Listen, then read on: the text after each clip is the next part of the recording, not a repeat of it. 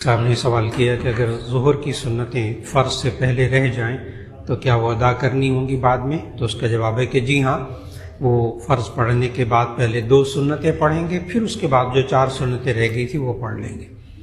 ایک صاحب نے پوچھا قرآن پڑھتے ہوئے دھیان ادھر ادھر ہو جاتا ہے، کیا کروں؟ تو اس کا بہت آسان جواب ہے کہ قرآن مجید پڑھتے ہوئے آپ تھوڑی سی آواز نکالیے، تھوڑی سی آواز نکال کر پڑھیں، دیکھ کر پڑھیں۔ قرآن مجید میں سوال ہی پیدا نہیں ہوتا ادھر ادھر خیال جائے۔ یہ جو لوگ چپ کر کے پڑھتے ہیں نا، ہونٹ بھی نہیں ہلاتے، وہ مطالعہ کرتے ہیں، وہ تلاوت نہیں کرتے۔ تلاوت کہتے ہیں کم از کم زبان ہلانا، ہونٹ ہلانا۔ تو دیکھ کر پڑھیے، ذرا سی اونچی آواز سے پڑھیے، سوال ہی پیدا نہیں ہوتا کہ ادھر ادھر خیال آئے۔ کر کے دیکھ لیں، ممکن نہیں ہے۔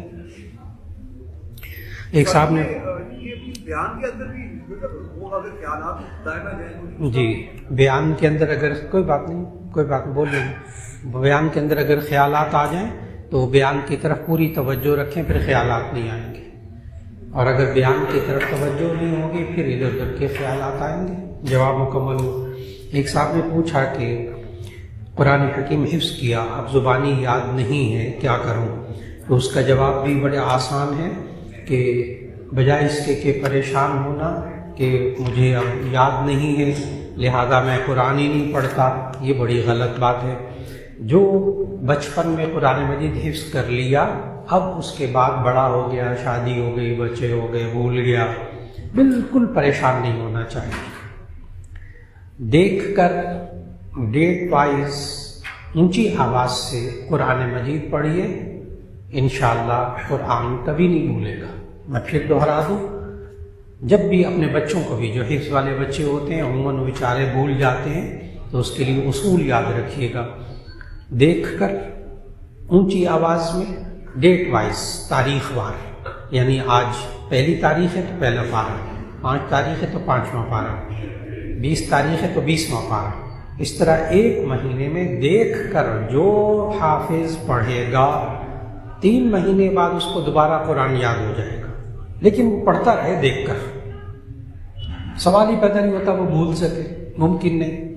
آسان سی بات ہے، یہ کوئی تکا نہیں بتا رہا، اصل میں یاد بھی اس نے اس طرح ہی کیا تھا، یاد بھی اسی طرح ہی کیا تھا، دیکھ کر بار بار دہرایا تھا، یاد ہو گیا۔ اب اسی طرح یاد رکھنا ہے بس۔ یہ جو حافظ کو کہتے ہیں نا تم روزانہ 2 پارے سناؤ، 3 پارے سناؤ، جب وہ سناتا پھر کہتے ہیں غلطیاں آتے ہیں، ڈانٹتے ہیں، یہ غلط بات ہے۔ وہ پھر بھاگ جاتا ہے سنانے سے، وہ کہتا ہے سناتا ہی نہیں، چھوڑو میں بھول گیا۔ نہیں، دیکھ کر پڑھے، حافظ کو مجبور کریے تو دیکھ کر پڑھنا تو ہر ایک کر سکتا ہے، وہ کوئی مشکل نہیں۔ ایک صاحب نے کہا کیا تراویح میں قرآن دیکھ کر قرآن پڑھ سکتا ہوں؟ تو اس کا جواب یہ ہے کہ امام ابو حنیفہ رحمہ اللہ کے نزدیک دیکھ کر نماز میں قرآن پڑھنے سے نماز فاسد ہو جاتی ہے، یعنی کہ ثواب نہیں ملتا، نماز ٹوٹ جاتی ہے۔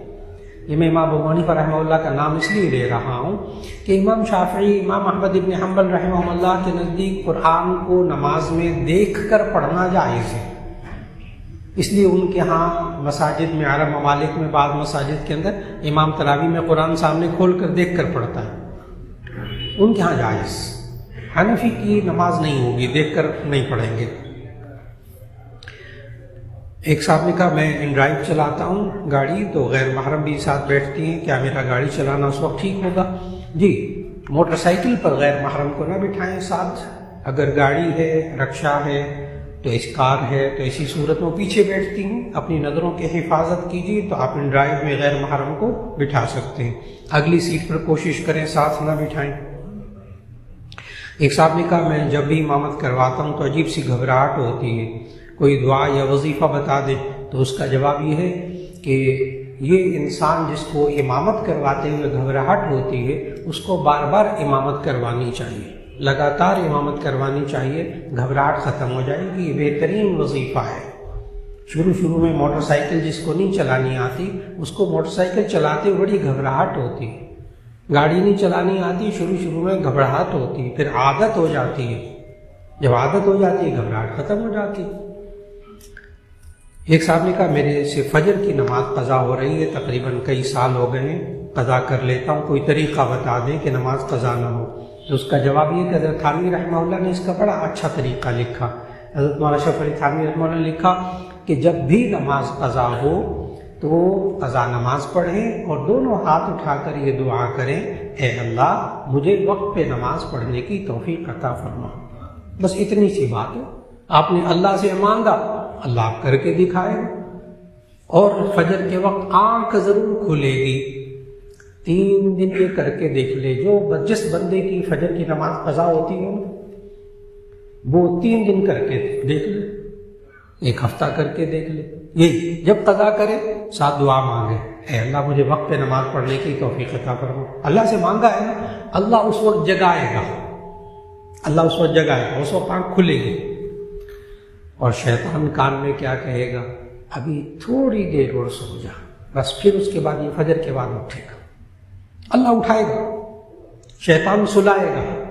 حدیث میں تو یہاں تک آتا ہے جب نماز کا وقت ہوتا ہے آنکھ کھلتی ہے تو شیطان کان پہ تھپک تھپک کر سلاتا ہے. بچے کو آپ سلانا چاہیں نا، اس کے کان پہ ہلکا ہلکا ماں تھپکتی سو جاتا ہے. ہاں تو شیطان ہلکی سی تھپکی دیتا ہے، ابھی سو جا، ابھی 5 منٹ باقی ہے، ابھی آدھا گھنٹہ باقی ہے. یہ نہیں اٹھے گا، یہ اٹھے گا فجر کی قضا ہونے کے بعد، کیونکہ اس کو شیطان نے سلایا. وہ الگ بات ہے کہ رحمان نے اس کو جگایا تھا. اس لیے اس کا طریقہ کیا ہے کہ جب اللہ جگائے فجر کے وقت آنکھ کھلے، ایک دفعہ ذرا بلند آواز سے، بہت اونچی آواز نہ نکالے، گھر والے گھبرا جائیں گے، اللہ اکبر کہہ لیجیے. ایک صاحب کو میں نے نسخہ بتایا کہ فجر میں جب اٹھیں تو آنکھ کھلے تو اللہ اکبر کہہ کر بیٹھ جائے کریں. اب اللہ کے بندہ اتنی زور سے اللہ اکبر کا نعرہ لگاتا پورا گھر خوف زدہ ہو جاتا، کیا ہو گیا؟ نہیں، ہلکی سی آواز نکال کر اللہ اکبر کہہ کر بیٹھ جائیے. یہ نسخہ اصل میں کیا ہے جو نبی صلی اللہ علیہ وسلم نے یہ والا نسخہ سکھایا کہ اللہ اکبر کہہ کر بیٹھ جائے؟ اصل میں جب وہ اللہ اکبر کہہ کر بیٹھ جائے گا نا، اللہ کا نام لیا ہے نا، اب شیطان کی مجال نہیں کہ وہ کان پہ تھپکی لگائے. اللہ کا نام لے لیا، اب شیطان دور ہو گئے، بھاگ گئے. ایک صاحب نے کہا مجھے لگتا ہے کہ میرا ایمان کم ہوتا جا رہا ہے، گناہ بہت ہو جاتے ہیں. جی، یہ احساس ہونا کہ مجھ سے گناہ ہو رہا ہے یہ ایمان کی نشانی ہے، اور یہی میں احساس ہو میں غلطی کر رہا ہوں یہ ایمان کی کمزوری ہے. تو ایمان کو اور زیادہ طاقتور کرنا چاہتا ہے گناہ گار بندہ. بڑی آسان سی بات ہے، ہر گناہ کے بعد توبہ اور استغفار کر. میں جب توبہ استغفار کر لے گا اس کا گناہ نہیں رہے گا تو ایمان اس کا بڑا پکا، ایمان پکا. توبہ اور استغفار کے بعد بس، اس لیے بالکل پریشان نہ ہو، ایمان موجود ہے. اچھا، یہ کہتے ہیں کہ میں توبہ کرتا ہوں پھر بھی گناہ ہو جاتے ہیں، خاص طور پر بد نظری وغیرہ، برے خیالات، بہت پریشان. نہیں، خیالات جو ہے نا ان کے بارے میں پریشان نہ ہوا کریں. برے خیالات خود بخود آ جائیں اس پر گناہ نہیں ہوتا. تو جب گناہ نہیں ہوتا تو پریشان کیوں ہوتے؟ نماز کے اندر گناہ، بڑے سے بڑے گناہ کا خیال آ جائے، نماز کے ثواب میں کمی بھی نہیں ہوتی. جب کمی بھی نہیں ہوتی تو بس چھوڑ دیں. برے خیالات سے بچاؤ کیسے کریں؟ عام زندگی میں بھی برا خیال آئے تو اس کو کبھی براہ راست ڈائریکٹ نکالنے کی کوشش نہ کریں، وہ اور جم جائے گا. دیکھیں نا، برا خیال آیا، اب وہ بندہ شروع ہو، نکل جا نکل جا نکل جا، آدھے گھنٹے بعد مجھے کیا کرے ہوئے وہ نکال رہا ہوں برے خیال کو، وہ تو اور جم گیا.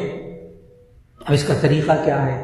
اس کا آسان طریقہ کہ جب برا خیال آئے، برے خیالات آئیں، فوراً اپنے آپ کو کسی اچھے کام کی طرف لے جائیں، اچھا کام ذہن میں لے آئیں، برا خیال خود بخود نکل جائے گا. کر کے دیکھ لو. برے خیال کو براہ راست نہ نکالیں، یہ غلطی نہ کریں، یہ غلطی نہ کریں،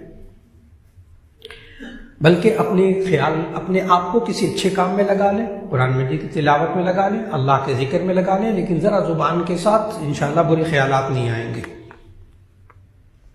کہتے ہیں میں بیگم کو جب بھی کوئی نماز قرآن پڑھنے کا کہتا ہوں تو وہ لڑنا شروع ہو جاتی ہے، جبکہ میں طعنے کے طور پر بالکل نہیں کہتا. جی، کہتے ہیں میں جب بھی بیگم کو نماز یا قرآن پڑھنے کا کہتا ہوں تو وہ لڑنا شروع ہو جاتی ہے، اس لیے کہ اس کا لہجہ غلط ہوتا ہے. جب انسان 3 باتوں کا خیال رکھے تو لڑائی نہیں ہوگی، سوال ہی پیدا نہیں ہوتا. 3 باتوں کا خیال، حق بات کہے، حق نیت سے کہے، حق طریقے سے کہے، لڑائی نہیں ہوگی۔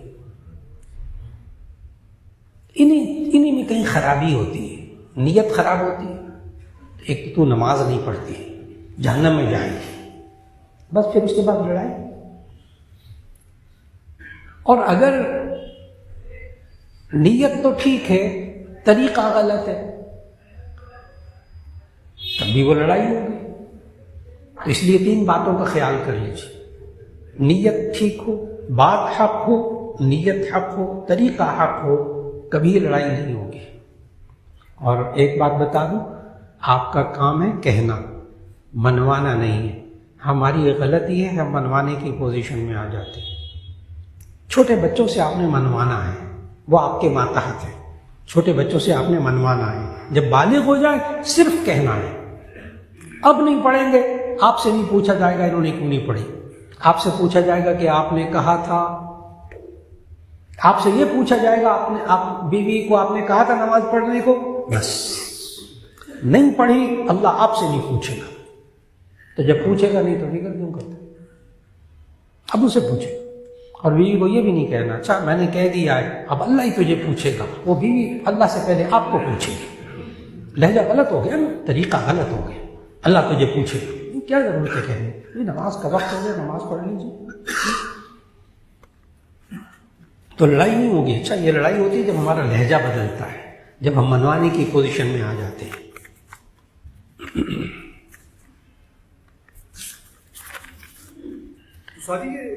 شادی کے شروع میں تو ان کی تربیت نہیں تھی، جو بعد میں آیا یا تو وہ پہلے جو وہ ماں پہ تھی، اگر بعد میں ہوں گے مطلب بعد میں انہوں نے کہا کہ آپ دین پر بدلنا۔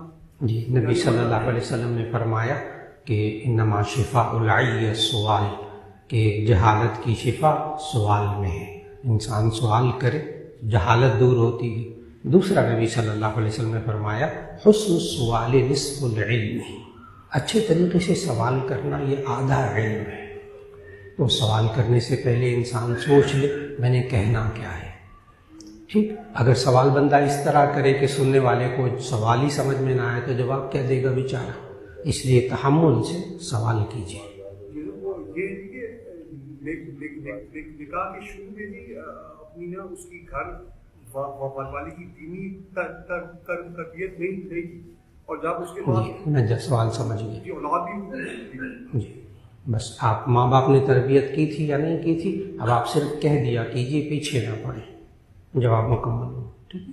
اور یہ ماں باپ نے تربیت نہیں کی تھی، یہ تانا ہے بچے، یہ بیماری ہے ہم دینداروں کے اندر، جو ہم تانے دیتے ہیں بیوی کو، ہمارے ماں باپ نے یہ تربیت کی تھی، ہو گیا خلاص، کہانی ختم ہو گئی، اب آپ کی عزت کبھی نہیں کرے گی کیونکہ آپ تانوں پہ آ گئے۔ تانا نہیں، تانا کہتے ہیں ٹانٹ، کسی کی کمزوری بیان کر کے اس کو ذلیل کرنا۔ ایک سے کہتے ہیں شخص گناہ کرتا ہے پھر توبہ کرتا ہے، پھر کچھ عرصے بعد وہی گناہ کرتا ہے، پھر توبہ کہتا ہے، تو پھر ایسے شخص کو کیا کرنا چاہیے، گناہ سے کیا؟ تو اس کا جواب یہ ہے، یعنی یہ کہہ رہے ہیں کہ پہلے گناہ کرتا ہے پھر توبہ کرتا ہے، پھر توبہ کرتا ہے پھر گناہ کرتا ہے، پھر توبہ کرتا ہے پھر گناہ کرتا ہے۔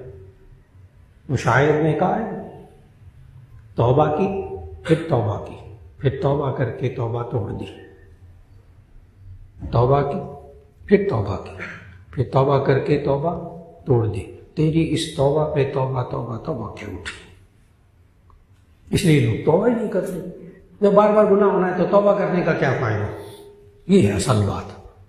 تو اس کا جواب یہ ہے کہ اس شخص نے نئے کپڑے بنوائے، بڑے آرام سے جواب سمجھیے گا، یہ بڑی گرہ ہے ذہنوں میں لگی ہوئی، جس کی وجہ سے لوگ عادت جس گناہ کی پڑی ہوتی ہے لوگ اس کا توبہ استغفار نہیں کرتے، اس گرہ کی وجہ سے۔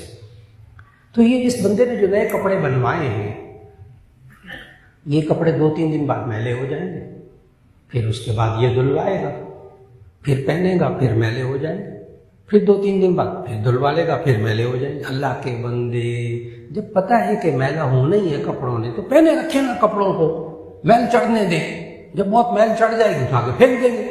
تو معاشرے میں کوئی بھی بندہ ایسا نہیں کرتا، ہر بندہ کیا کرتا ہے، کپڑے بنوائے تو ذرا سے بھی میلے ہوئے فوراً دھلوا لیے، ہاں تھوڑے کپڑے میلے ہو نا، اور اگر جلدی دھلوا لے وہ زیادہ چمک جاتے ہیں، زیادہ میلے ہو جائیں پھر دھلوائیں تو زیادہ اچھی طرح نہیں چمکتے.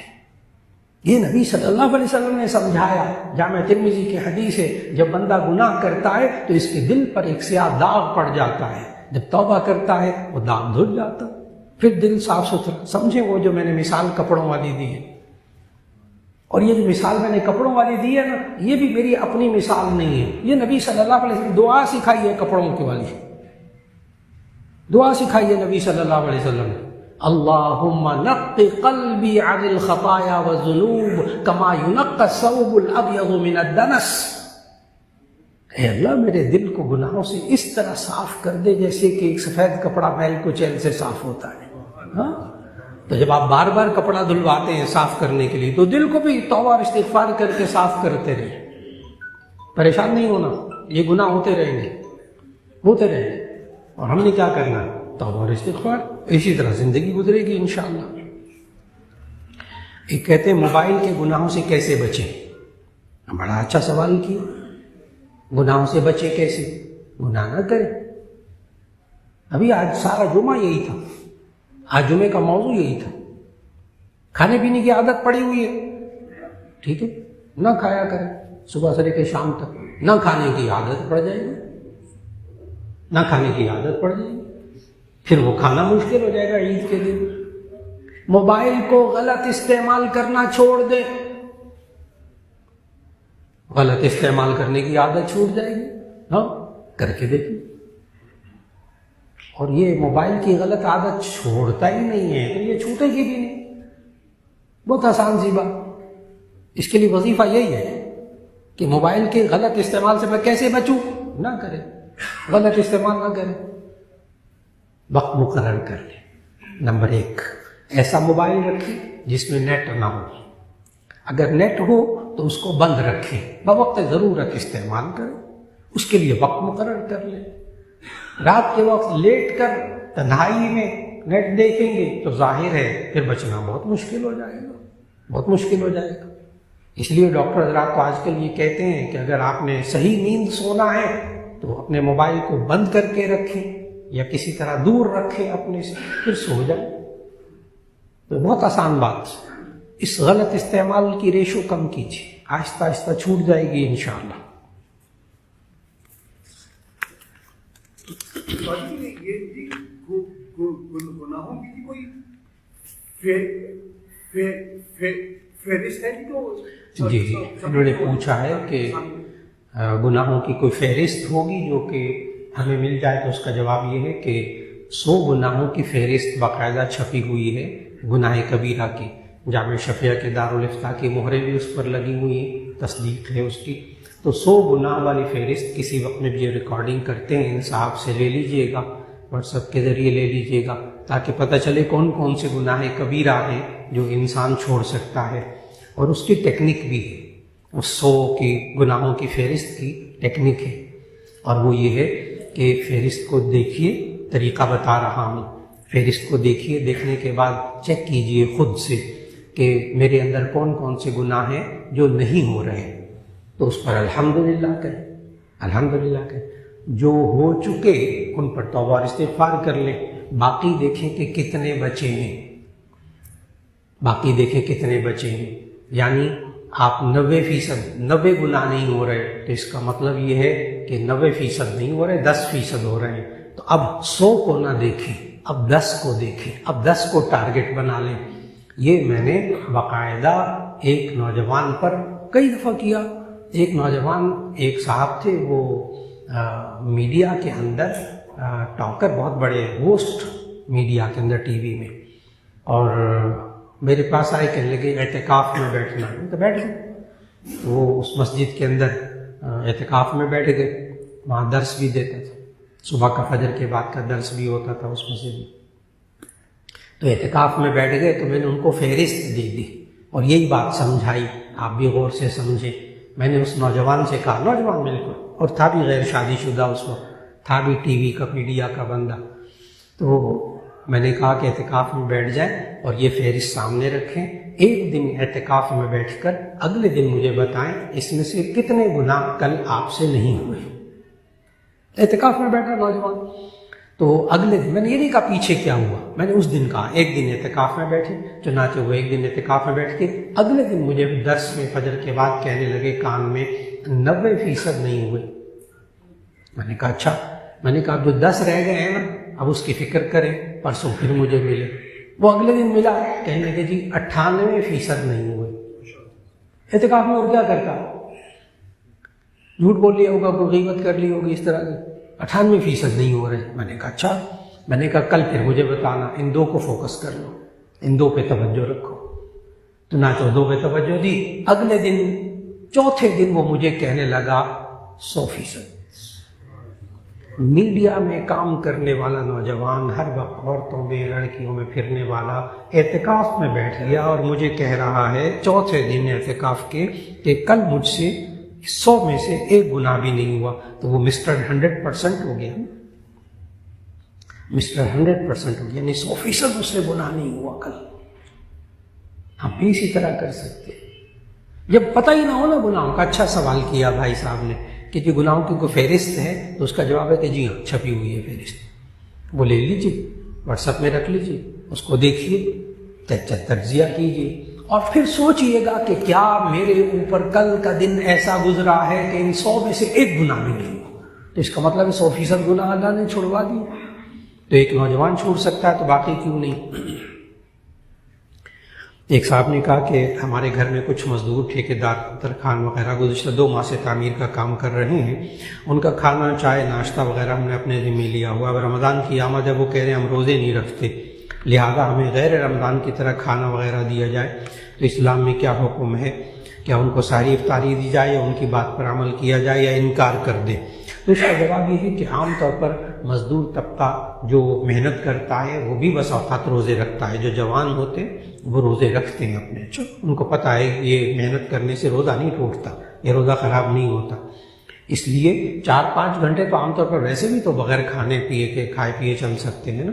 تو ایسی صورت کے اندر کوشش کیجیے ان کو روزے کی تلقین کیجیے۔ ایک طرف میں اب تک ٹیکنک بتا رہا ہوں، ایک طرف روزے کی تلقین کیجیے اور ان کو کہیں کہ آپ سحری کے وقت میں کام کر لیں، افطار کے وقت کے بعد کام کر لیں اور دن کے وقت میں آپ تھوڑا تھوڑا کام کر لیں۔ ایک یہ ٹیکنک ہے، بہت سے لوگ اس پر عمل کرتے ہیں، راتوں کو جناب مزدوروں سے کام لیتے ہیں، دن کو کہتے ہیں آرام کرو، کھاؤ پیو، روزہ رکھو، دن کا وقت ان کے کام کو ہلکا کر دیتے ہیں، یا یہ کہ ان کے گھنٹے کم کر دیے جائے کام کے۔ یہ نبی صلی اللہ علیہ وسلم نے سکھایا، خطبے میں خود سکھایا، من خفف عن مملوکہ خفف اللہ عنہ یوم القیامہ، جو اپنے ماتحت سے، اپنے مزدور سے، اپنے خادم سے کام کو ہلکا کر دے گا تو قیامت کے دن اللہ اس کے گناہوں کو بھی ہلکا کر دے گا۔ تو یہ دونوں ٹیکنکس ہیں، استعمال کی جا سکتی ہیں۔ جی ایک منٹ یہاں میں بتا دوں کہ کوشش کریں کہ وہ کھانا سحری کے وقت کھائیں، افطار کے وقت کھائیں، ان کو اچھا خاصا کھلا دیں،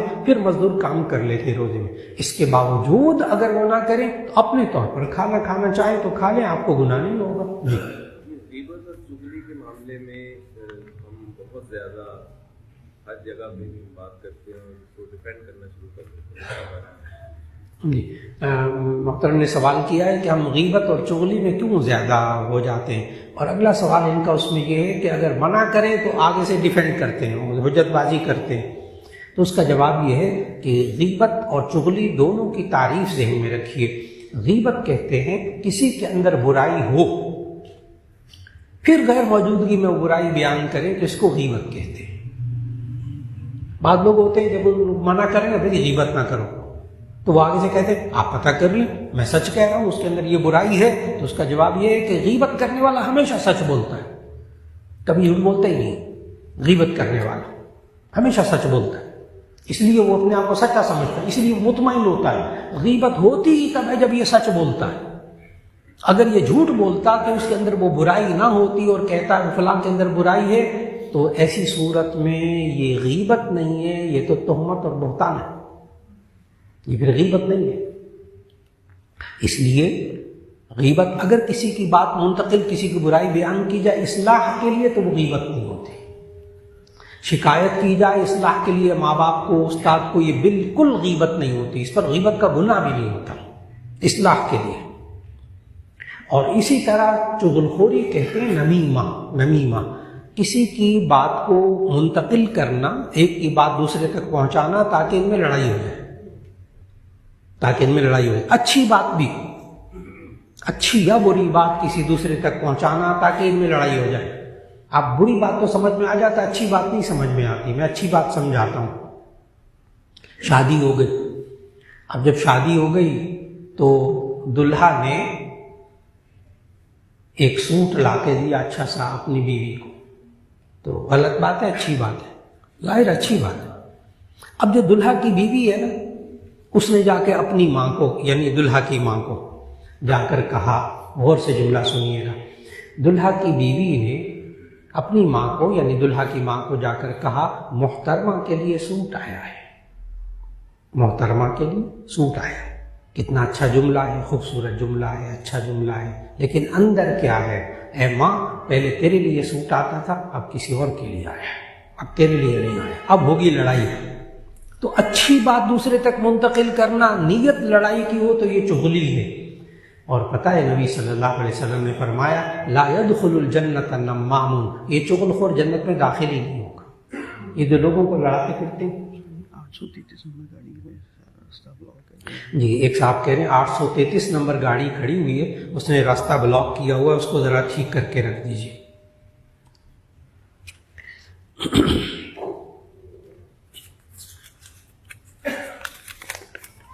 ایک صاحب نے کہا میرے پاس اپنے بھائی کی زکوٰۃ کے پیسے تھے جو ہر سال ضرورت مند لوگوں کو ادا کرتا ہوں، ایک من ضرورت مند تھا، اس کو 10,000 زکوٰۃ میں سے 1 سال پہلے دیے تھے، مگر اب پتہ چلا کہ اعوان فیملی کو زکوٰۃ نہیں لگتی۔ نہیں، آج میں نے جمعے میں بھی بتایا، اعوان نہیں، اعوان ہیں، سید ہیں، ہاشمی ہیں، قریشی ہیں، بالکل نہیں۔ اصل مسئلہ یہ ہے کہ کیا ان کا نسب نامہ ان 5 بنو ہاشم کے افراد میں سے کسی سے ملتا ہے؟ صاحب ہدایہ نے لکھا، فقہ کی کتاب ہے بہت معتبر، کہ 5 بندے ہیں جو آل محمد کہلاتے ہیں صلی اللہ علیہ وسلم، جو ہاشمی کہلاتے ہیں۔ نمبر 1 حضرت علی کی نسل سے، نمبر 2 حضرت عباس، نمبر 3 عقیل، نمبر 4 جعفر، نمبر 5 حارث۔ ان 5 بنو ہاشم کے افراد میں سے کسی کے خاندان سے اس کا نسب نامہ ملتا ہو تو اس کو آپ زکوٰۃ نہیں دے سکتے، ورنہ خالی اعوان ہونے سے کوئی زکوٰۃ کا مسئلہ نہیں ہوتا۔ جی، اسی سلسلے میں یہ بڑا نازک معاملہ ہے، تو جنرلی ہوتا ہے کہ ہم تو اتنی باریکی ہم نہیں جا سکتے۔ بس ہم نے تو بھائی صاحب نے پوچھا ہے کہ ہم اتنی باریکی میں کیسے جائیں کہ بھی کس کی نسب نامہ ملتا ہے کہ نہیں ملتا، تو اس کا آسان سا ہے، آپ سید ہیں کہ نہیں ہیں؟ وہ کہتے ہیں میں سید ہوں، آپ زکوٰۃ نہیں دیں، وہ اب اس کا معاملہ اللہ پر ہے، اگر وہ غلط بیانی کرے یا کچھ کرے تو اس کا معاملہ اللہ پر ہے۔ جی،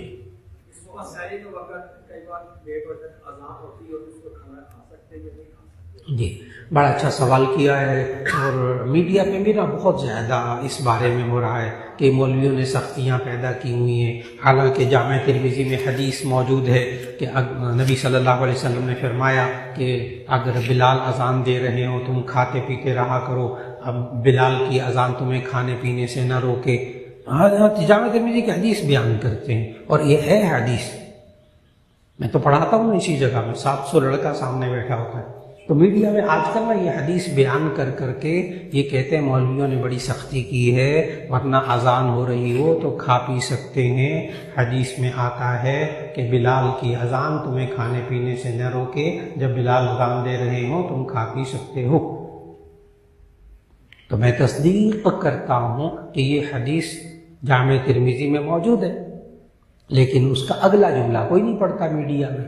اگلا جملہ میں حدیث پوری سناتا ہوں کہ نبی صلی اللہ علیہ وسلم نے فرمایا کہ تمہیں بلال کی اذان کھانے پینے سے نہ روکے حتیٰ تسمعوا تأذین ابن ام مکتوم، یہاں تک کہ تم عبداللہ ابن ام مکتوم کی اذان سنو تو کھانا پینا بند کر دو۔ اب محدثین نے اس حدیث کی تشریح میں لکھا کہ رمضان میں حضرت بلال رضی اللہ تعالیٰ عنہ تہجد کی اذان دیتے تھے، سحری کے وقت شروع ہونے کا ایک طرح سے اعلان ہوتا تھا، سحری کے لیے ایک طرح سے جگایا جاتا تھا۔ صرف رمضان میں حضرت بلال تہجد کی اذان دیتے تھے کہ اب سحری کا وقت شروع ہو گیا، کھا لو، اور حضرت عبداللہ ابن ام مکتوم یہ اذان دیتے تھے فجر کی، سحری کا وقت ختم ہونے کی۔ تو اب حدیث آگے بھی تو پڑھ لیں، حتیٰ تسمعوا تأذین ابن ام مکتوم، یہاں تک کہ تم عبداللہ ابن ام مکتوم کی اذان سنو پھر کھانا پینا بند کر دو. اب جو آج کل ہمارے ہاں اذان ہوتی ہے وہ عبداللہ ابن ام مکتوم والی اذان ہوتی ہے. اس لیے جب اذان کے کلمات کسی بھی مسجد کے قریب ترین اذان کے کلمات سننے کو ملے، جو حلق میں ہے وہ تو نگل لے، اس کے بعد نوالا منہ میں نہ ڈالے. میں نے یہ نہیں کہنا کہ روزے کا ثواب نہیں ملے گا، میں یہ کہوں گا روزہ ہی نہیں ہوگا، قضا کرنا پڑے گا. وہ اذان، اچھا اذان شروع ہوگی، میں ابھی پانی پیتا ہوں، ابھی ایک بس اذان ختم ہونے سے پہلے گلاس پانی پی لوں گا، روزہ نہیں ہوگا. قضا کریں اس دن کی. چائے پی رہے ہیں، اذان ختم ہونے سے پہلے چائے مکمل کر لوں گا، روزہ نہیں ہوا، قضا کیجیے. اس لیے کہ اذان شروع ہی تب ہوتی ہے جب صبح صادق کا وقت ہو جاتا ہے.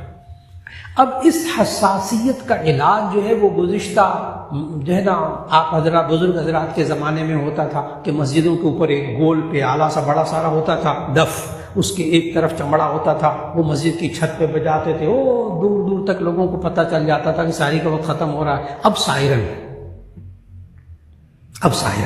اب جو سائرن بجتا ہے اس میں آپ کھا پی سکتے، لیکن اذان کا جب پہلا کلمہ شروع ہو بس بچ جائے، ورنہ روزہ نہیں ہوگا. یہ نہیں میں کہوں گا ثواب نہیں ملے گا، روزہ نہیں ہوگا، قضا کرنا پڑے گا. جی روزہ کھولنے میں جو سائرن بجتا ہے، ہم سائرن سے روزہ کھولنے کے جی اس کے بعد بہت اچھا سوال کیا کہ سائرن جو آج کل بجتا ہے ہم اس سے روزہ کھول لیں یا اذان کا انتظار کریں؟ تو اس کا جواب یہ ہے کہ بہتر ہے کہ انتظار کر لیں، لیکن سائرن جو ہے وہ افطار کا وقت ہونے پر بجایا جاتا ہے. ٹھیک، لیکن ایک درخواست کروں گا، سوشل میڈیا، ٹی وی، کوئی چینل اس کے اوپر مغرب کی اذان کا وقت افطار کا اعلان ہو جائے ہرگز اس کو دیکھ کر افطار نہ کرے. میں خود میڈیا میں کام کرتا ہوں، 48 سال ہو گئے میڈیا میں کام کرتے ہیں. آپ کو نہیں پتہ چلے گا یہ چینل راولپنڈی کا یا کراچی کا یا لاہور کا ہے. کراچی اور لاہور میں 27 منٹ کا فرق ہے. روزہ برباد ہو جائے گا. روزہ پر وہ کہتے ہیں ویسے چل رہی ہوتی ہے پٹی کے، یہ جو ہے نا لاہور میں ابھی کراچی کے اذان ہو رہی، پٹی کو کون دیکھتا ہے؟ وہ اذان سنتے روزہ کھول لیتے. نہ کریں. وہ کراچی کے لوگ لاہور کی اذان سن کے افطار کریں گے تو گیا روزہ ان کا، خراب ہو گیا. اس لیے ٹی وی پر دیکھ کر اذان نہ کھولے، اس میں احتیاط کریں. اگر آپ کو پتہ یہ یہیں کا چینل ہے، یہ لوگ درست پھر ٹھیک ہے. ریڈیو پہ بھی تقریباً 1.5 منٹ کے بعد اذان ہوتی ہے، لیکن ریڈیو اسٹیشن کا بھی آپ کو پتہ نہیں یہ یہاں کا ہے کہ پنڈی کا، اسلام آباد کا ہے، کہ ایف ایم تو مقامی ہوتا ہے. تو اس لیے ان چینلوں پہ بالکل نہ جائیں. اپنی گھڑی کو ٹھیک رکھیں یا مسجد کی اذان پر چلے جائیں. جی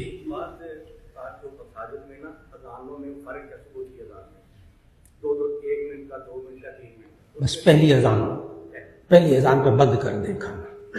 ٹھیک جی.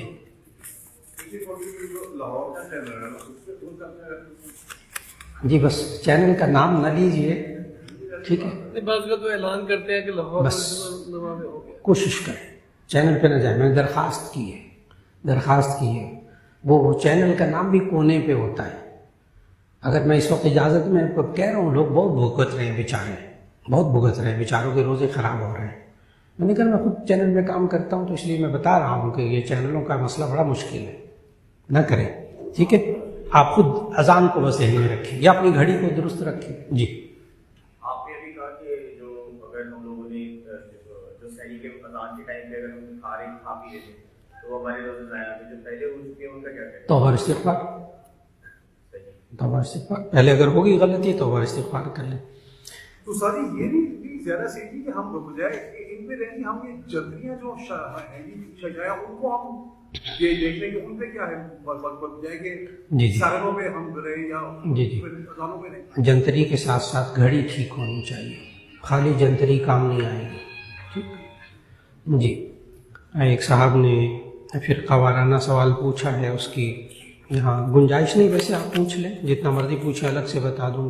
کہتے میری بیوی کے پاس 3 تولے سونا ہے، 50,000 روپیہ ہے، کہ اس کی زکوٰۃ بنے گی؟ جی ہاں، اگر 50,000 کیا 5,000 بھی ہوں گے نا بچے ہوئے بیوی کے پاس، اور 1 تولہ سونا بھی ہوگا، کیونکہ اب 1 تولہ سونا 5 لاکھ سے اوپر جا رہا ہے، تو اگر وہ 5,03,000 روپیہ بن گیا تو ایسی صورت میں اس پر زکوٰۃ ہوگی. ایون جمعے میں بھی بات ذکر کی. جی اگر سونا جو ہے آپ نے کیا فرمایا 7.5 تولے سونا, اگر پیسے بالکل نہیں ہیں جی اور صرف 6 تولے ہے یا جی 7 تولے ہے, زکوٰۃ 1 روپیہ نہیں. بھائی صاحب نے سوال یہ کیا, بڑا خوبصورت سوال ہے, اہم سوال ہے. اگر 6 تولے زیور ہے, بیوی کے پاس پیسہ ایک نہیں ہے, چاندی کی بھی نہیں, تو ایسی صورت کے اندر پھر اس پر 1 روپیہ بھی زکوٰۃ نہیں, حالانکہ لاکھوں روپیہ بنتے ہیں. ایک صاحب نے کہا 833 ہے, ARA 833 گاڑی کسی کی, وہ ہٹا لیجیے, راستہ بلاک ہوا ہوا ہے, ساتھی کو دقت ہو رہی ہے. 833 جی.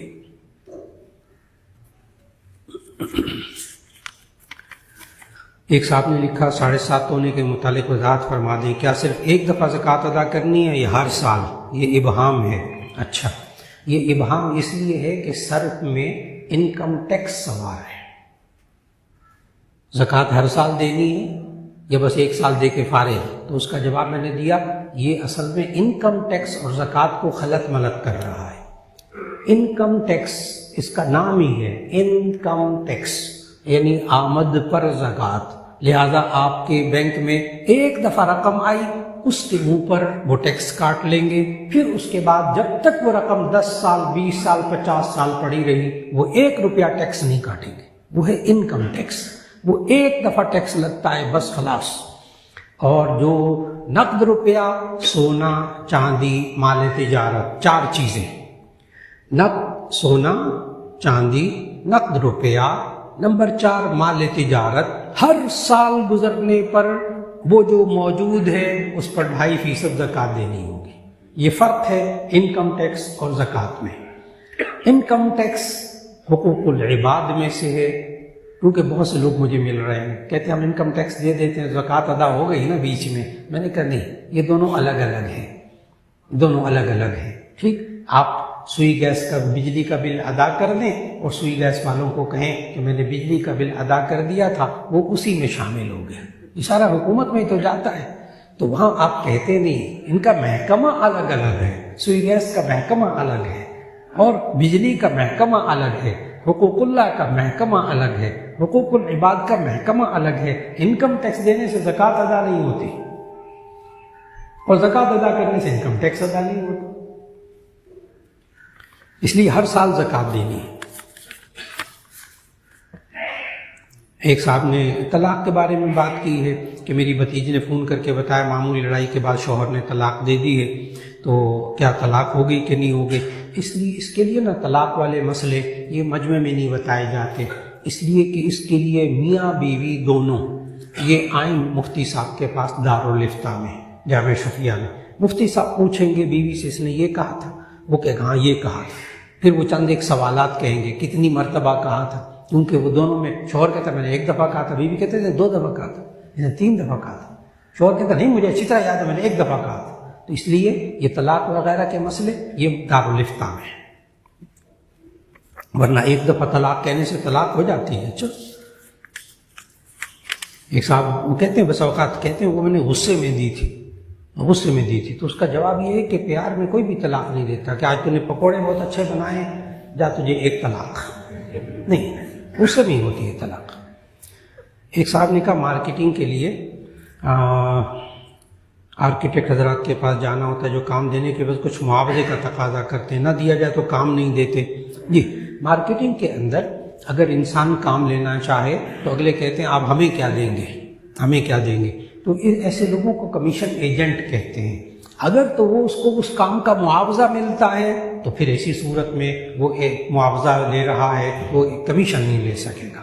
اور اگر صرف راستہ درمیان میں بنا ہوا ہے, صرف کمیشن ایجنٹ ہے, دونوں طرف سچ بیان کر کے کسی کو دھوکہ نہ دے تو کمیشن ایجنٹ ہی 100% جائز. کمیشن ایجنٹ ہو کر کمانا 100% جائز, دھوکہ نہ ہو, جھوٹ نہ ہو, بات کو واضح کیجئے پھر جائز ہوگا. ایک صاحب کہتے ہیں شادی کے لیے استخارہ کر رہے ہیں, کبھی دل مطمئن ہوتا ہے کبھی دل مطمئن نہیں ہوتا, تو اس کا جواب ہے کہ استخارہ لگاتار رکھیں, جاری رکھیں, استخارہ لگاتار رکھیں, جاری رکھیں, پھر جب دل مطمئن ہو جائے ہاں کر دیں بس. اور ایک دفعہ بہت سے لوگ استخارہ کرنے سے ڈرتے ہیں, خوف کھاتے ہیں, کہتے ہیں مولانا آپ ہی استخارہ کر دیں, میں کہتا میں کہ استخارہ کروں گا ہی نہیں، اس لیے کہ مجھے تو لڑکی کے بارے میں نہیں پتہ، نہ مجھے کوئی لڑکی سے دلچسپی ہے، نہ میں نے اس کو دیکھا ہے، میرا استخارہ کیسے درست ہوگا؟ یہ تو آپ جانتے ہیں نا سارے معاملات، آپ خود استخارہ کریں۔ وہ پتہ ڈرتے کیوں ہیں؟ ڈرتے اس لیے ہیں کہ اگر استخارہ کیا تو استخارے میں ہاں ہو گئی، پھر نہ کیا تو بڑا نقصان ہوگا، اور اگر نقصان جو ہے استخارے کے اندر نہ ہو گئی، پھر میں نے کیا تو بڑا نقصان ہوگا، حالانکہ استخارے میں ہاں نہ ہوتی نہیں، بالکل غلط بات ہے۔ استخارہ کر کے وہ کئی لوگ کہتے ہیں ہمیں بزرگ ہی کوئی نہیں آتے، نظر ہی نہیں آتا، نہیں نظر آئے گا، کوئی بزرگ نظر نہیں آئے گا انشاءاللہ، فکر نہ کریں۔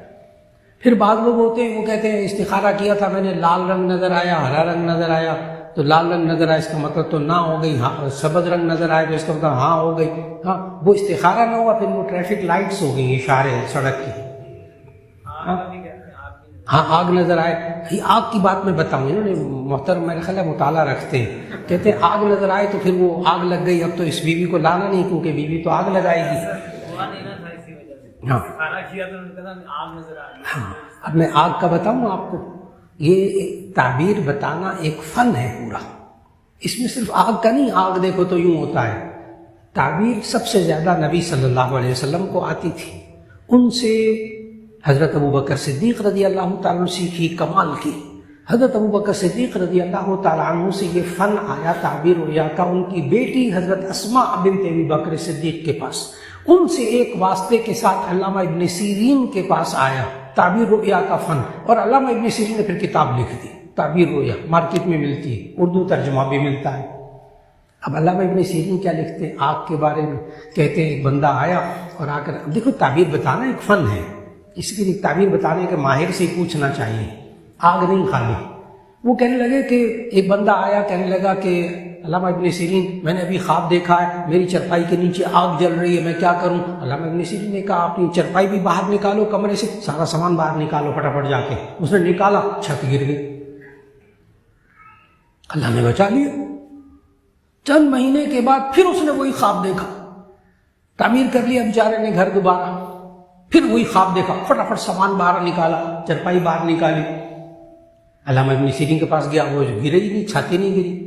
علامہ ابن سیرین نے خواب سننے کے بعد کہا نہیں اب چھت کا معاملہ نہیں ہے، اب تم جہاں چرپائی میں نیچے آگ دیکھی ہے نا اس کو کھودو، وہاں سے اس کو کھودو۔ اس نے کھودا تو بیچ میں سے کوئی پرانے زیورات وغیرہ کسی کے دبے ہوئے اس کو نکل آئے۔ اب اس بندے نے پکڑ لیا علامہ ابن سیرین کو اور کہا سیم میں نے وہی خواب دیکھا تھا، آپ نے کہا تھا چرپائی باہر نکال لو، اور سیم میں نے وہی خواب دیکھا تو آپ نے کہا نیچے سے خزانہ نکلے گا، آپ کو کیسے پتہ چلا؟ اب دیکھیں خواب دیکھنے میں موسموں کا اثر ہوتا ہے، خواب دیکھنے والا یہ بھی دیکھتا ہے اس نے کس موسم میں اثر خواب دیکھا ہے۔ علامہ ابن سیرین کہتے ہیں جب لکھا انہوں نے کہ جب میں پہلی دفعہ تم آئے تھے تو اس وقت گرمی کا موسم تھا، گرمی کا موسم میں چرپائی کے نیچے آگ جلی تو میں نے کہا پتہ نہیں اس بیچارے کو کوئی نقصان ہوتا ہے، میں نے کہا تھا چرپائی باہر نکال لو، مجھے کیا پتا تھا چھت گرے گی۔ اور جب تم دوبارہ آئے وہی خواب لے کر تو اس وقت سردی کا موسم تھا، اور سردی کے موسم میں آگ نعمت ہوتی ہے، تو میں نے کہا چرپائی کے نیچے آگ جل رہی ہے تو کچھ ہوگا، میں نے کہا چلو کھود کے دیکھ لو، کیا مجھے کیا پتا تھا کہ خزانہ ہوگا۔ تو موسموں تک کا اثر ہوتا ہے، خالی آگ نہیں۔ اس لیے استخارہ جاری رکھیں، انشاءاللہ شادی ہو جائے گی۔ ایک صاحب نے کہا کہ سونا گولڈ اپنے نابالغ بچے کے نام کرنے کے بعد ماں اس کو خود استعمال کر سکتی ہے؟ جی بالکل کر سکتی ہے، لیکن زکوٰۃ پھر دینی پڑے گی۔ یہ ہماری ماؤں کے نا بڑا ہوتا ہے، میرے پاس 12 تولے سونا تھا، اب اس پر ہر سال اتنی زکوٰۃ ہوتی ہے، میں بس اپنی 3 بچیوں کے نام نا بس 4 تولے کر کے تو بس زکوٰۃ نہیں دینی پڑے گی نا۔ اگر اس ماں کے قبضے میں ہے، ماں استعمال کر رہی ہے، اب ماں کو زکوٰۃ دینی پڑے گی۔ صرف نام کرنے سے زکوٰۃ سے جان نہیں بچے گی، ہاں اس کی ملکیت میں بچوں کے کر دیا، یہ میں نے اپنے بیٹی کو دے دیا، اب نہ میں بیچوں گی نہ خریدوں گی نہ پہنوں گی، بس یہ اس کا ہو گیا، تو ایسی صورت میں اب نہیں ہوگی زکوٰۃ اس کے ذمہ، لیکن پھر اس کو پہن نہیں سکے گی بیٹے کی۔ جی خوابوں کے سلسلے میں جو عموماً ہوتا ہے تعبیر کا سلسلہ، یہ تھوڑا سا کمپلیکیٹڈ ہو جاتا ہے، کیونکہ ہم تو جو چیزیں سوچتے ہیں ہمیں پتہ نہیں کہ خواب بالکل کلیئر بھی نہیں ہوتے، بہت ڈیفیکلٹ۔ جی اصل میں بھائی صاحب نے پوچھا ہے کہ خوابوں کی جو تعبیر ہوتی ہے تو بڑی ڈیفیکلٹ قسم کی چیز ہے، بڑی مشکل قسم کی چیز ہے۔ تو یاد رکھ لیجئے گا، مشکل کسے کہتے ہیں، آسان کسے کہتے ہیں. یہ ماہر نفسیات نے اس کی تعریف لکھی ہے. مشکل اس کو کہتے ہیں جو سمجھ میں نہ آئے، اور آسان اس کو کہتے ہیں جو سمجھ میں آ جائے. تو جو تعبیر رؤیا کا ماہر، خوابوں کی تعبیر کا ماہر ہوتا ہے، اس کے لیے مشکل نہیں ہوتی، خواب دیکھنے والے کے لیے بہت مشکل ہوتی. اس لیے اس کو چاہیے خواب دیکھنے تعبیر کے ماہر سے پوچھ لے، اللہ اس کے لیے آسان کر دے. بہت آسان نسخہ ہے. جی خواب جو بھی ہوں ان کی تعبیر ہر حال میں یعنی پوچھ لی جائے کہ نہ بھی اگر جی اگر برا خواب ہو تو پھر نہ پوچھیں، اچھا خواب ہے تو پھر ذکر کر کے تعبیر پوچھ لیں. ایک شخص نے کہا کہ 70,000 روپے قرض لیا تھا، حالات معلوم کرنے کا پتہ چلا وہ زکوٰۃ کا مستحق ہے. میں نے اس کو 70,000 روپے زکوٰۃ کی نیت سے دیے، اس نے لے لیے. اس کے بعد اپنا قرض مانگا تو اس نے 70,000 قرض واپس کر دیا، کیا یہ میری زکوٰۃ ادا ہو گئی؟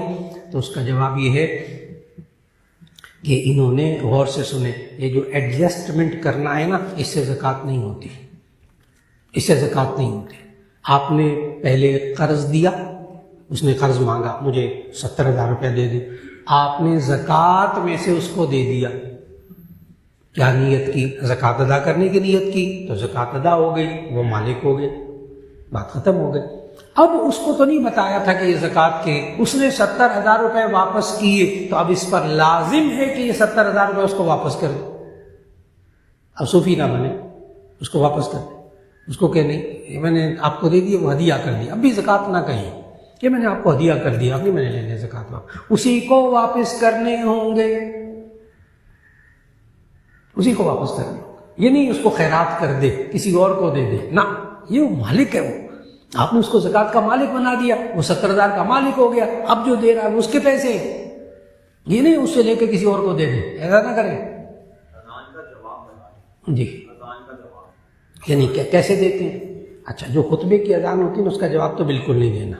جو امام صاحب ممبر پر بیٹھتے ہیں نا جمعے کے خطبے، اس کا اذان کا جواب نہیں دینا. تو جو باقی اذان ہے، اللہ اکبر اللہ اکبر، جواب میں کہیں گے اللہ اکبر اللہ اکبر، اشہد ان لا الہ الا اللہ، اشہد ان محمد رسول اللہ، سیم وہ الفاظ کہیں گے. حی علی الصلاۃ کی جگہ کہیں گے لا حول ولا قوۃ الا باللہ، اور حی علی الفلاح کی جگہ لا حول ولا قوۃ الا باللہ. ٹھیک، پھر اللہ اکبر ہو گیا. اور قد قامت الصلاۃ جب ہو تو اس میں کہنا اقام اللہ و ادامہا. قد قامت الصلاۃ جب کہیں اقامہ اللہ و ادامہا، اقامہ اللہ مجھے اتنا کہہ اقامہ اللہ و ادامہا، اقامت، قد قامت الصلاۃ. اور جو سورہ فجر میں ہوتی ہے الصلاۃ خیر من النوم، اس کا ترجمہ تو سب کو آتا ہے. میں تو سبق پڑھاتے ہوئے ایک دفعہ مفتی صاحب میں نے زور سے کہہ دیا تو لڑکوں نے وہ ترجمہ دہرا دیا کہ الصلاۃ خیر من النوم کا ترجمہ ہے نیند نماز سے بہتر ہے. میں نے پوچھا لڑکے سے کیا کہتے ہیں؟ نیند نماز سے بہتر ہے.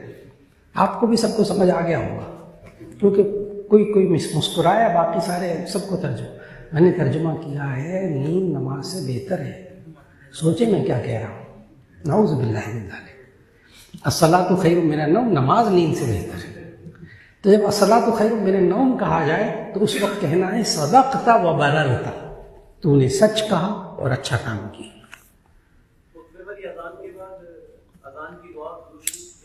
نہیں بالکل نہیں. خطبے کی اذان نبی صلی اللہ علیہ وسلم نے یہ فرمایا، حدیث ہے حضرت عبداللہ بن عمر رضی اللہ تعالیٰ عنہ کی، اذا جلس الامام علی المنبر فلا صلاۃ ولا کلام. جب امام منبر پر بیٹھ جائے نہ کوئی کلام کرنا ہے نہ نماز پڑھنی. اس لیے اس وقت نام بھی محمد رسول اللہ کا نام صلی اللہ علیہ وسلم زبان سے نہیں کہنا، دل میں. دعا بھی دل میں، زبان نہیں ہلانا. جی دل میں پوری اذان دیجیے. جی جب عربی خطبہ ہو رہا ہے، ایک تو اردو کا واعظ ہے، اس کو خطبہ نہیں کہنا چاہیے. جو اردو کی تقریر ہے اس میں آپ نماز پڑھ سکتے ہیں. جب یہ عربی کا خطبہ پڑھتے ہیں اس وقت نماز شروع کی ہوئی ہے تو پورا کر لیں. جب وہ خطبہ دینے کے لیے کھڑے ہو جائے پھر نماز شروع نہ کریں. جی بس آپ جی تشریف رکھیں. بس اس مجلس میں سیاسی سوال اور فرقہ وارانہ سوال کی اجازت نہیں ہے. نہیں آپ غیر مسلم کا لفظ کہہ دیں نا. ہمارے یہاں غیر مسلم خاتون کام کرتی ہے، اس کو زکوٰۃ دے سکتی ہے، یہ سوال ہے نا. پھر وہی بات فرقہ وارانہ سوال کرنے کی یہاں اجازت نہیں ہے. ٹھیک ہو گیا؟ بس آپ یہ پوچھیں غیر مسلم کو زکوٰۃ دے سکتے ہیں، میں کہوں گا غیر مسلم کو زکوٰۃ نہیں دے سکتے. ٹھیک ہے جی. ہاں، فرقہ وارانہ سوال نہیں کرنا اور سیاسی سوال نہیں کرنا، کیونکہ دونوں میں ایک کو مزہ آتا ہے دوسرے کو غصہ آتا ہے. جو جواب بھی آئے گا نا، ایک کو مزہ، تو یہاں مزہ نہیں لینے کے لیے بیٹھتے، یہاں تو ہدایت کے لیے بیٹھتے ہیں. جی، سیکھنا کتاب فن ہے، یہ فن ہے، اللہ بھی دیتا ہے. یہ یعنی ہم یوں کہتے ہیں، علماء بیٹھے، مفتی صاحبان سب بیٹھے ہوئے، کہ خوابوں کی تعبیر کا علم یہ وہبی بھی ہے، کسبی بھی ہے. وہبی اللہ کی طرف سے عطا کردہ، اور کسبی یعنی محنت کر کے بھی کمایا جا سکتا ہے. تو تعبیر رویہ باقاعدہ پڑھاتے ہیں، ہم نے پڑھی اساتذہ سے. تعبیر رویہ عربی میں ہے، پوری موٹی کتاب ہے، تو اس سے باقاعدہ فن سیکھنا پڑتا ہے. جی آج کل کے دور میں یہ تعبیر کے معاملے میں جی جی، علماء کو معلوم، کئی علماء ماہر ہیں ماشاء اللہ. جی، سفر کے دوران اگر آپ نماز پڑھیں گے جماعت کے ساتھ، تراویح پڑھیں گے، تو ساتھ وتر کی جماعت بھی کروا لیں. بس پھر کوشش کریں کہ الگ الگ پڑھ لیں. ٹھیک ہے. ساری جمعے کی پہلی اذان کے بعد ہی اپنے روزگار کا کام کاج وہ جی کرنا جی، چاہیے. سوال آپ نے یہ کیا ہے کہ جمعے کے دن اللہ تعالیٰ نے فرمایا قرآن مجید میں، سوال ان کا یہ ہے کہ یا ایھا الذین آمنوا اذا نودی للصلاۃ من یوم الجمعہ فاسعوا الی ذکر اللہ وذروا البیع. اے ایمان والو، جب تمہیں جمعے کی طرف بلایا جائے تو خرید و فروخت کو چھوڑ دو. ان کا سوال یہ ہے پہلی اذان سے چھوڑیں یا بعد والی؟ تو اس کا جواب ہے پہلی اذان.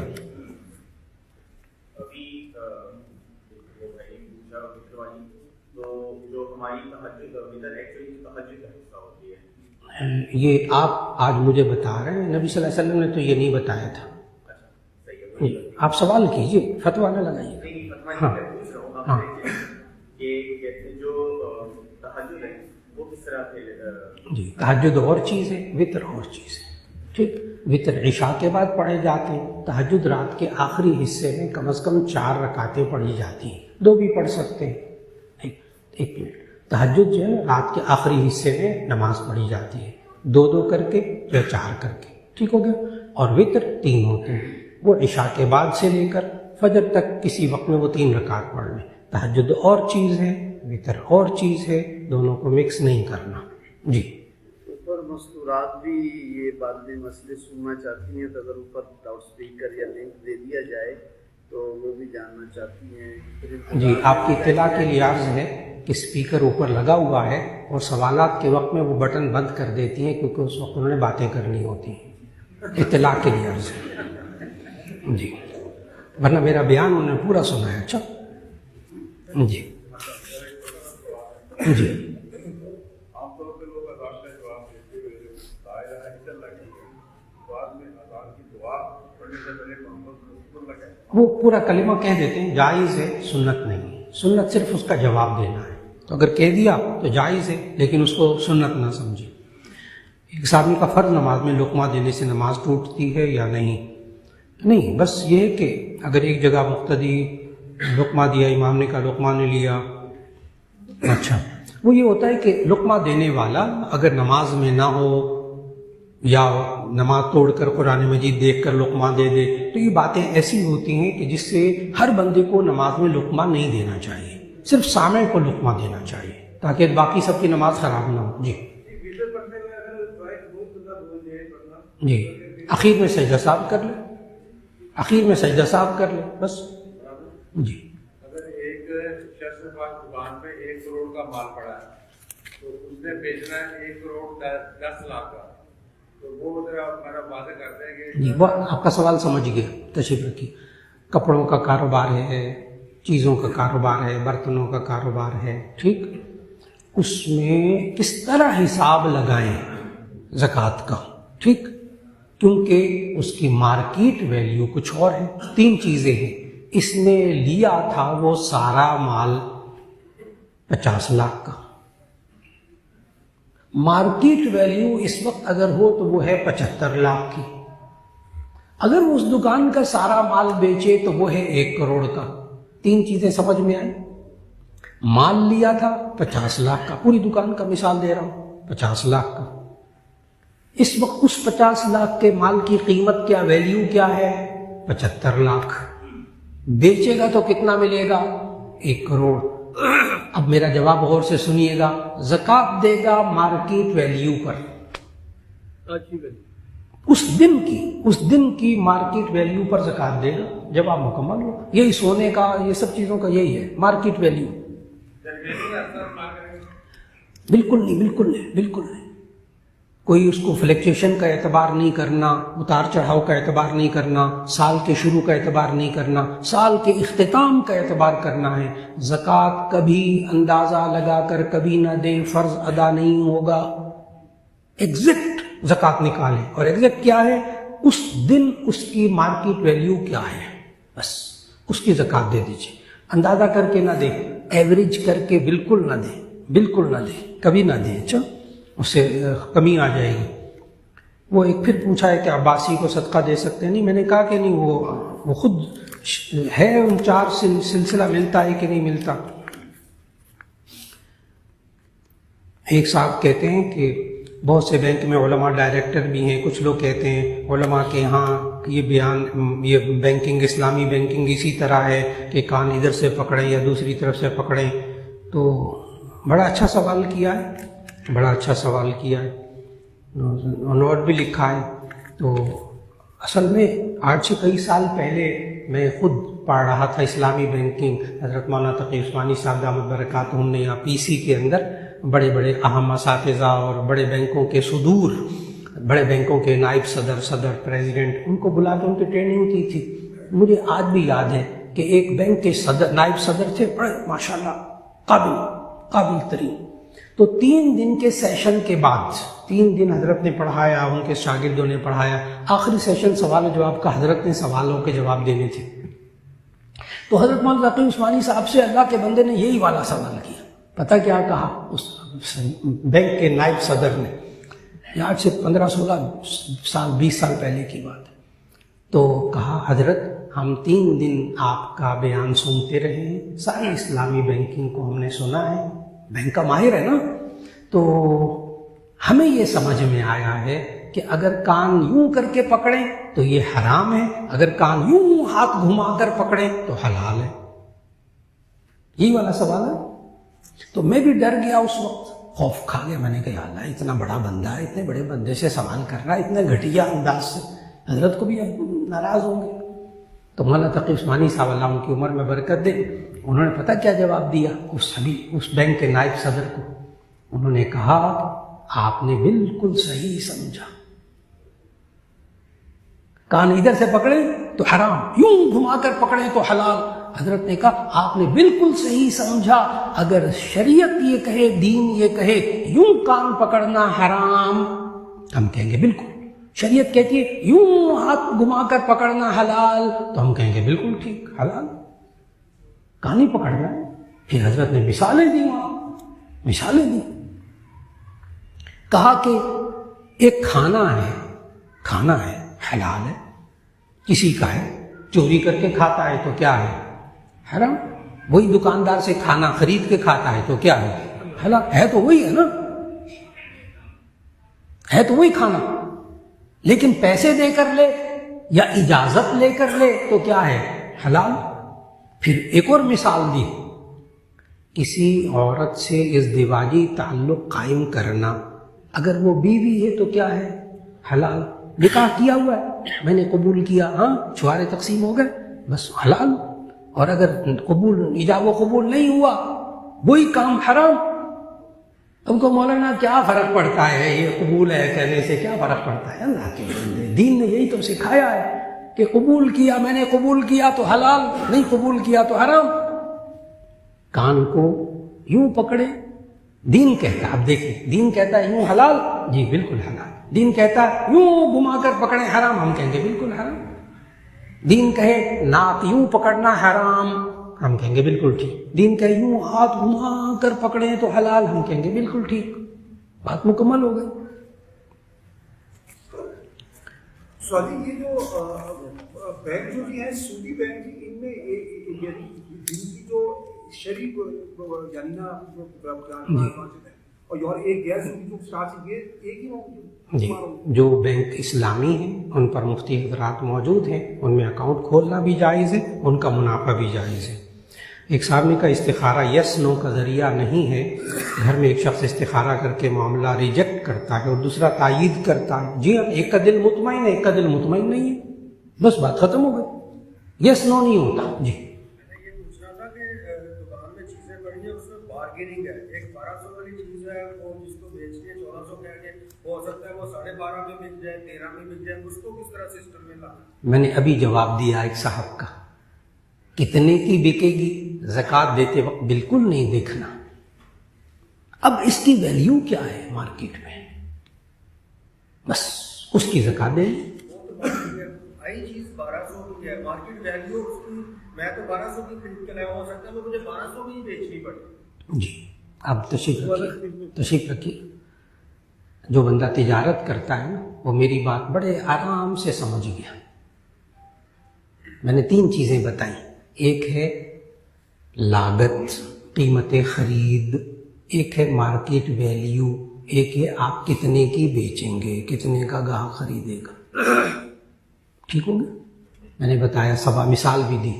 आपने 50 लाख का माल लिया, ये उसकी कीमत खरीद है। मार्केट वैल्यू इस वक्त कितनी है? 75 लाख। ये आप कितने का बेच सकते हैं? जी मैं 1 करोड़ का भी बेच सकता हूँ। तो आप मार्केट वैल्यू पर उसकी देते हैं। कितने की बिकेगी वो तो आपको भी नहीं पता कितने की बिकेगी, वो शरीयत में मोतबर नहीं है। ठीक हो गया? Market value. जी, वक्त बहुत ज़्यादा हो गया, ये आइंदा